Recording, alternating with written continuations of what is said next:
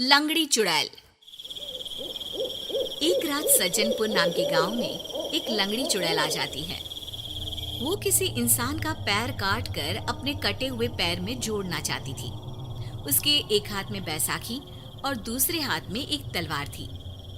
तभी चुड़ैल देखती है कि एक घर के सामने दो सास बहू आपस में लड़ रही है। अरे क्यों रे नालायक, जब देखो तब अपनी माँ से फोन पर मेरी चुगलियां करती हैं। तुझे शर्म नहीं आती क्या? देख, अगर आज के बाद तूने ऐसी कोई हरकत की ना तो मैं तुझे घर से बाहर निकाल दूंगी। अरे जा जा बड़ी आई मुझे घर से बाहर निकालने वाली। मैं इस घर की बहू हूँ। मैं कानून अच्छी तरह जानती हूँ।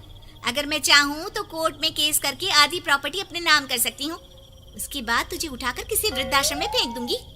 हे भगवान, ये कैसा दिन दिखा रहा है तू मुझे। मेरी बिल्ली मुझसे ही म्याऊं कर रही है। अरे बहुत हो गया बहू, मेरे बेटे को घर वापस आने दे, तेरी अच्छी तरह से खबर लेती हूँ। हाँ हाँ, मैं भी देखती हूँ कौन मेरा क्या बिगाड़ लेता है। अरे बस करो, तुम दोनों की बकबक सुनकर मेरे कान दुखने लग गए। हे भगवान, ये चुड़ैल कहाँ से आ गई? मुझे अपनी कटी हुई टांग के लिए एक नई टांग की जरूरत है। बोलो, तुम दोनों में से किसकी टांग काट दूं? चुड़ैल जी, आप मेरी सास की टांग काट कर अपने पैर में लगा लीजिए। ये रोज सुबह शाम दूध से मलाई चुरा कर खाती है, जिससे इसकी टांगे बहुत मजबूत है। चलिए जल्दी से इसकी टांग काट लीजिए। अरे चुप कर, तूने मुझे बेवकूफ समझ रखा है क्या? एक बुढ़िया की टांग लेकर मैं क्या करूंगी?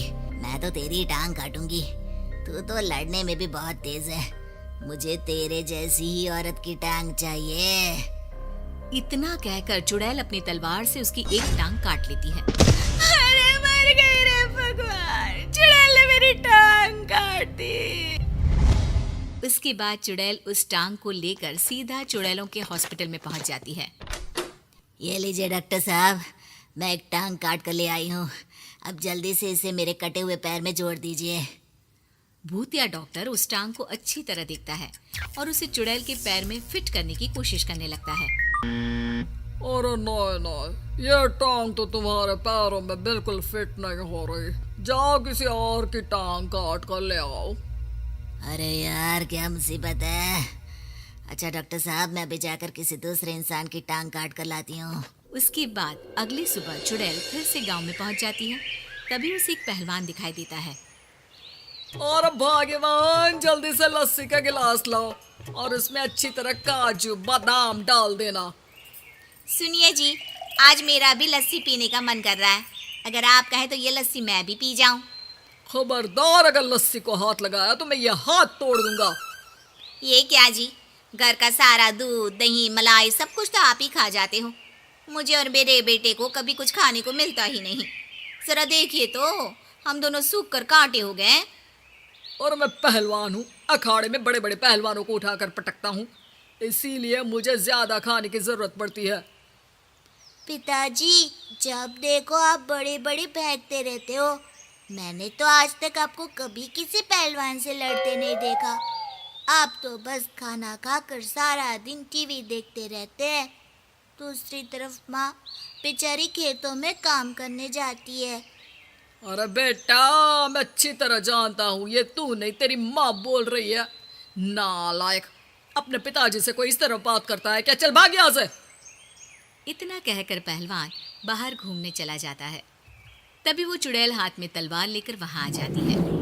अरे वाह, ये आदमी तो बहुत अट्टा कट्टा है। इसकी टांग जरूर मेरे पैर में फिट हो जाएगी। इतना कहकर चुड़ैल अपनी तलवार से उस पहलवान की टांग काट कर वहां से चली जाती है। और अब मर गया रे, चुड़ैल ने मेरी टांग काट दी। अरे ठहर जा, मेरी टांग लेकर कहाँ भाग रही है? इस पहलवान की टांग को लेकर फिर से चुड़ैलों के अस्पताल में पहुंच जाती हूँ। प्लीज डॉक्टर साहब, मैं एक पहलवान आदमी की टांग लेकर आई हूँ। ये जरूर मेरे पैर में फिट हो जाएगी। भूतिया डॉक्टर फिर से उस टांग को गौर से देखता है और चुड़ैल के पैर में फिट करने की कोशिश करने लगता है। और नहीं, यह टांग भी तुम्हारे पैर में फिट नहीं हो रही। जाओ किसी और इंसान की टांग लेकर आओ। इस बात से चुड़ैल को बहुत गुस्सा आता है और वो एक एक कर गांव के बहुत सारे लोगों की टांगे काट कर भूतिया डॉक्टर के पास ले जाती है, लेकिन कोई भी टांग चुड़ैल के पैरों में फिट ही नहीं होती। दूसरी तरफ पूरे गांव में लंगड़े लोगों की फौज तैयार हो जाती है। अरे उस चुड़ैल ने तो टांग काट कर हमारी जिंदगी बर्बाद कर दी। अब हम लोग खेती कैसे करेंगे? हाँ भाई, तुम ठीक कहते हो। हम किसान लोग हैं, खेती पर ही हमारी जिंदगी टिकी हुई है। उसके बिना हम क्या करेंगे?